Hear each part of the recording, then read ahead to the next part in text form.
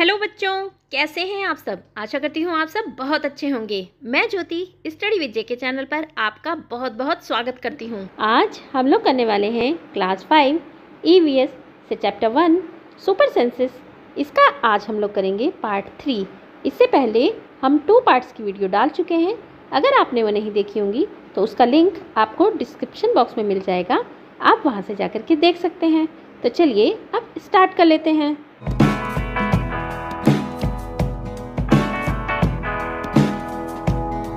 Do animals see colours? क्या animals colours देख सकते हैं?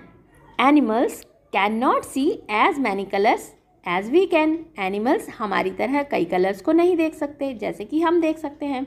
See how things in these pictures will be seen by some animals. तो यहाँ पर आपको देखना है एनिमल्स जो होते हैं वो कई चीज़ों को कैसे देख पाते हैं। अगर हम देखें फर्स्ट पिक्चर में तो यहाँ पर सारे कलर्स क्लियरली दिख रहे हैं। तो जो ह्यूमन बींग्स होते हैं वो सारे कलर्स को बहुत ही अच्छे से देख सकते हैं। और जो बर्ड्स होती हैं वो जो दिन में जागती हैं वो कुछ कलर्स को देख पाती हैं। और जो डॉग होते हैं वो भी कुछ ही कलर्स को देख पाते हैं। और जो रात में जागते हैं ना वो सिर्फ केवल ब्लैक और वाइट कलर को ही देख पाते हैं। It is believed that animals that are awake in the day time can see some colours. ऐसा माना जाता है जो एनिमल्स दिन में जागते हैं वो कुछ ही कलर्स को देख पाते हैं, और जो एनिमल्स रात में जागते हैं वो केवल ब्लैक और वाइट कलर्स ही देख पाते हैं। जैसे कि रैट रात में जागते हैं ना तो वो केवल ब्लैक और वाइट कलर को ही देख पाते हैं। डॉग होता है वो डे टाइम में भी जागता है तो वो कुछ कलर्स को आइडेंटिफाई कर पाता है। Some animals with super senses of sight. कुछ एनिमल्स ऐसी होती हैं जिनकी देखने की अद्भुत शक्ति होती है, जैसे कि टाइगर, लायन, रैट और एलिफेंट। ये लोग बहुत दूरी से अपने शिकार को दूर से ही देख लेते हैं। और चूहे, रैट जो होते हैं वो रात में ही चीज़ों को बड़ी आसानी से ढूंढ लेते हैं। शार्प ईयर, तेज कान। In class 4th you read that we can not easily see birds ear. आपने क्लास 4th में पढ़ा कि हम जो बर्ड्स के ईयर होते हैं उनको आसानी से नहीं देख सकते। ऐसा क्यों? क्योंकि जो उनके कान होते हैं वो बहुत ही छोटे होल में होते हैं और वो पंखों से ढके होते हैं। The names of 10 animals whose ear can be seen. आपको ऐसे 10 एनिमल्स के नेम लिखने हैं जिनके कान आप देख सकते हैं। Animals whose ear can be seen are elephant, dog, deer, dog, goat, zebra, lion, cow, cat, buffalo and sheep. The name of some animals whose ears are bigger than our ears. आपको उन animals के name लिखने हैं जिनके कान जो हैं वो हमारे कानों से बड़े होते हैं। जैसे कि एलिफेंट के कान हमसे बड़े होते हैं, जिराफ के, काऊ के, ज़ेब्रा के और बफेलो के। Is there some link between the size of animals' ear and their hearing? आपको बताना है क्या कोई ऐसा लिंक होता है कि एनिमल्स के जो कान होते हैं वो बड़े होते हैं और उनकी सुनने की क्षमता भी ज़्यादा होती है। Yes, there might be a possibility that animals with bigger ears may have better hearing than a smaller animals ear. Animals with super senses of hearing. जो एनिमल्स होते हैं उनकी सुनने की शक्ति बहुत ज़्यादा होती है, जैसे कि एलिफेंट की। ये अपने बड़े कानों की हेल्प से बहुत दूर तक की आवाज़ सुन सकता है। ऐसे ही डॉग, ये बहुत मामूली सी आवाज़ को भी बड़ी आसानी से सुन सकता है। ऐसे ही काउस भी और लंगूर भी। लंगूर जो होते हैं ना वो पेड़ों पर चढ़े रहते हैं और दूर से ही शिकारी जानवरों की आवाज़ को पहचान कर अपने फ्रेंड्स को वार्न कर देते हैं। ऐसे ही tiger. Sit near a desk. आपको एक एक्टिविटी करनी है और डेस्क के पास बैठ जाना है। और आपको क्या करना है? Seat near a desk. आप डेस्क के पास बैठें और एक बार अपने हाथ से डेस्क के ऊपर आवाज़ करें और उसको ध्यान से सुने। फिर आप क्या करें, जैसा कि पिक्चर में दिखाया गया है, अपने कान को डेस्क के पास लगाएं और फिर दोबारा से हाथ से डेस्क पर टैप करें और उसको दोबारा से सुने। क्या कोई डिफरेंस था दोनों साउंड्स में? एक बार जब आप सीधे बैठे थे और आपने अपने हाथ से टैप किया, दूसरी बार जब आपने अपने कान को डेस्क पर लगाया था और हाथ से टैप किया तो कुछ डिफरेंस था?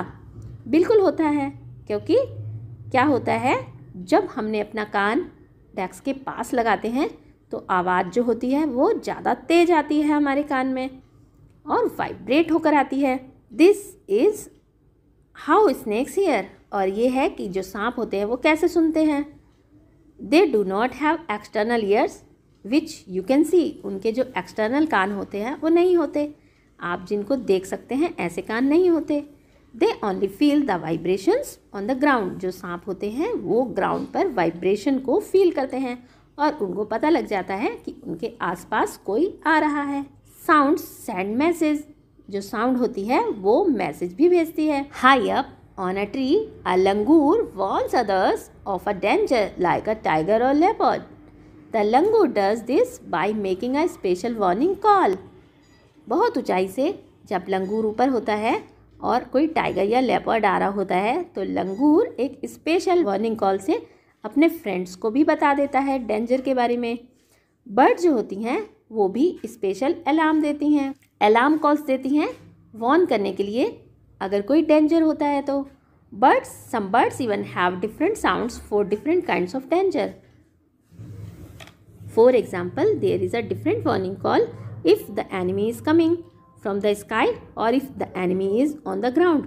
और इनकी जो कॉल अलार्म्स होते हैं वो भी डिफरेंट टाइप्स के होते हैं। जब कोई एनिमी आसमान की तरफ से आ रहा होता है तो ये एक डिफरेंट तरह की वार्निंग कॉल देते हैं, और जब कोई एनिमी ग्राउंड की तरफ से आ रहा होता है तो ये डिफरेंट टाइप की वार्निंग कॉल देते हैं। फिशेस जो होते हैं वो भी अलार्म देते हैं, अलार्म कॉल देते हैं by electric signals. Some animals start behaving in a different way when an earthquake or storm is about to come। और कुछ एनिमल्स जो होते हैं वो डिफरेंट टाइप्स का बिहेव करने लगते हैं जब कभी भूकंप आने वाला होता है या फिर तूफान आने वाला होता है। और जो लोग जंगल में रहते हैं वो ऐसे बिहेवियर को ऑब्जर्व करते हैं कि एनिमल आने वाले खतरे के बारे में जानते हैं, क्योंकि उनकी जो सेंसेस होती हैं वो इन अलार्म्स को पहले ही समझ जाती हैं कि कोई अर्थक्वेक आने वाला है या फिर कोई तूफान आने वाला है। जो डॉल्फिन्स होती हैं वो भी एक डिफरेंट साउंड देती हैं मैसेज देने के लिए एक दूसरे को। जो साइंटिस्ट हैं वो बिलीव करते हैं कि मैनी एनिमल्स, जो बहुत से एनिमल्स ऐसे होते हैं, वो स्पेशल लैंग्वेज भी होती है जो उनकी अपनी होती है। Can you understand the sounds of some animals? Which animal? क्या आप कुछ एनिमल्स की साउंड को समझ सकते हैं? कौन से एनिमल की? तो ये आपको बताना है। जैसे कि कुछ लोगों के घरों में काउज होती हैं, तो काउज क्या करती हैं, जब भी उनको ये फील होता है कि उनके दूध निकालने का टाइम हो गया है तो वो स्पेशल आवाज़ देती हैं, या जब उनको प्यास लगती है तो भी वो लोग स्पेशल साउंड निकालती हैं। तो आपको भी बताना है कि आप भी कुछ स्पेशल साउंड्स को समझ पाते हैं या नहीं। Next question, do some animals understand your language? Which one? क्या कोई एनिमल है जो आपकी भाषा को भी समझता है? तो ऐसा कौन सा एनिमल है? तो जो पेट एनिमल्स होते हैं ना, डॉग, कैट, पैरट, काऊ वगैरह, वो हमारी भाषा को भी समझ पाते हैं। Say it with sounds. इसको साउंड्स के साथ कहना है। Just like bird and dolphin, you can also make your own language of sounds for giving message. Remember, you have to talk your friends with only sounds, no words. आपको अपने friend से sound से ही बात करनी है, कोई words नहीं बोलने। How and when will you need to give an alarm call? और आपको एक अलार्म कॉल देने की कब ज़रूरत पड़ती है? For example, when the teacher is coming to the classroom. जब आपकी क्लास में टीचर आने वाला है तो आप किस तरह की अलार्म कॉल देंगे? आपको बोलकर नहीं बताना है, कोई आपको स्पेशल साउंड का ही यूज़ करना है। पिंग वेकिंग, सोना और जागना। Some animals go into a long deep sleep in certain seasons, then they are not seen for many months।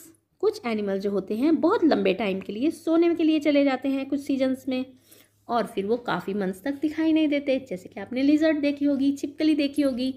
आपने देखा होगा कि सर्दियों के मौसम में छिपकलियाँ नज़र ही नहीं आती, और वहीं गर्मियों में बहुत सी छिपकलियाँ सामने आ जाती हैं। तो सर्दियों में वो कहाँ चली जाती हैं, विंटर सीजन में वो कहाँ चली जाती हैं? वो एक डीप स्लीप में चली जाती हैं, बहुत गहरी नींद में, लंबे समय तक सोने के लिए, कुछ महीनों के लिए। और अगर आपने ऐसा नहीं देखा है तो आप ऐसा ज़रूर देखिएगा कि ऐसा वास्तव में होता है या नहीं। I have noticed that during the cold season we can not see any lizard in the house because they might have move to some warmer place. To protect themselves. Sloth, यहाँ पर बात की गई है स्लॉथ के बारे में। आप देख रहे होंगे कि ये देखने में बिल्कुल भालू जैसा ही लगता है, लेकिन ये भालू नहीं होता है, ये स्लॉथ होता है। और ये लगभग 17 घंटे सोता रहता है। एक दिन में 17 आवर्स, यानी एक दिन में कितने आवर्स होते हैं? 24 आवर्स, और उसमें से ये 17 आवर्स केवल सोता ही रहता है। और कैसे सोता है? पेड़ पर उल्टा लटक के। The sloth eats the leaves of the same tree on which it lives. और स्लॉथ जो होता है ये उसी पेड़ के पत्ते खाता है जिस पर ये रहता है। और जब ये उस पेड़ के सारे पत्ते खा चुका होता है तब ये दूसरे पेड़ की पास वाले पेड़ पर ही चला जाता है। और ये लगभग 40 साल तक जीते हैं। और अपने लाइफ टाइम में ये केवल 8 ट्रीज पर ही जाते हैं। जो स्लॉथ होते हैं वो 40 ईयर्स तक जीते हैं, और इन 40 ईयर्स के टाइम में वो केवल 8 ट्रीज पर ही जाते हैं। और ये अपने आप को रिलीव करने के लिए एक हफ्ते में एक बार ही नीचे उतरते हैं। इसका मतलब ये है कि एक हफ्ते में एक बार ही पोटी करने के लिए ये लोग नीचे आते हैं। ये बिल्कुल भालू की तरह लगता है, लेकिन ये भालू नहीं होता है। यहाँ पर टाइमिंग दी गई है कि जो स्लॉथ होता है वो केवल 6 से 7 आवर्स तक ही जागता है, बाकी 17 से 18 आवर्स तक वो सोता रहता है। अगर आपने छिपकली को दर्शाना हो क्लॉक से तो आप कैसे दिखाएंगे? विंटर्स में क्या करती है? विंटर्स में वो 24 आवर्स ही सोती रहती है, तो आप इसको क्या करेंगे? पूरे को ब्लैक कर देंगे। Given here is a sleeping time of some animals. यहाँ पे कुछ एनिमल्स का स्लीपिंग टाइम दिया है। आपको लिखना है कि पिक्चर में ये एक दिन में कितने घंटे एनिमल्स जो है वो सोते हैं। तो आपको यहाँ पर मैंने बताया कि जो ब्लैक कलर से इंडिकेट है वो स्लीपिंग आवर्स हैं। जो काव होती है वो 24 घंटों में 2 घंटे ही सोती है, बाकी घंटे वो जागती रहती है। जो पाइथन होता है वो 3 आवर्स ही जागता है और बाकी 21 आवर्स वो सोता रहता है। ऐसे ही जो जिराफ होते हैं ना वो 1 आवर के लिए ही 24 घंटों में सोते हैं, बाकी टाइम वो जागते रहते हैं। और जो कैट होती है वो 12 आवर्स सोती है और 12 आवर्स ही जागती है। A tiger can see 6 times better at night than most of us. और जो टाइगर होता है वो रात के समय में हमसे 6 टाइम्स ज़्यादा अच्छे से देख सकता है। जो टाइगर होते हैं ना वो हमसे 6 गुना ज़्यादा बेहतर देख सकते हैं। और जो टाइगर की मूंछें होती हैं ना वो हवा में जो भी वाइब्रेशन होता है ना उसको भी बड़ी ईजिली पहचान लेती हैं। उसे अपने शिकार की बिल्कुल सही स्थिति का भी पता चल जाता है कि उसका शिकार कहाँ पर है, और इससे उन्हें अंधेरे में रास्ता ढूंढने में भी हेल्प मिलती है और अपने शिकार को वो ईजिली ढूंढ लेती हैं इन मूंछों की हेल्प से। और जो टाइगर की सेंस ऑफ हियरिंग होती है ना वो भी बहुत शार्प होती है। इसकी जो सुनने की क्षमता होती है ना वो हवा में पत्तों के हिलने और शिकार के झाड़ियों में हिलने से जो आवाज़ होती है ना उसमें भी डिफरेंस को बड़ी ही ईजिली समझ पाते हैं। बाघ के जो दोनों कान होते हैं ना वो बाहर की आवाज़ को इकट्ठा करने के लिए अलग अलग डायरेक्शन में बहुत ज़्यादा घूम भी सकते हैं। टाइगर होते हैं ना वो डिफरेंट साउंड बनाते हैं डिफरेंट पर्पस पर। जब वो गुस्से में होते हैं ना तो अलग आवाज़ निकालते हैं, और जब बाघिन को बुलाना हो, टिग्रिस को बुलाना हो तो वो अलग तरह की आवाज़ निकालते हैं, कराहते हैं, कभी रोर करते हैं तो कभी स्नैरल करते हैं। जो बाघ के रोरिंग की साउंड होती है ना वो 3 किलोमीटर दूर तक सुनी जा सकती है। और जो हर एक टाइगर होता है ना उसका अपना एरिया होता है जिसको वो बहुत किलोमीटर तक कवर करते हैं। और ये जो टाइगर होते हैं ना वो दूसरे बाघ को कैसे पहचानते हैं? उसके यूरिन की स्मेल से। जो टाइगर होते हैं ना वो अपने यूरिन से अपना एरिया मार्क कर लेते हैं। दूसरे एरिया का जो बाघ होता है वो उस स्मेल को सूंघ करके ये पता करता है कि उसको उस एरिया में जाना है कि नहीं जाना है। ये उसकी अपनी मर्जी होती है।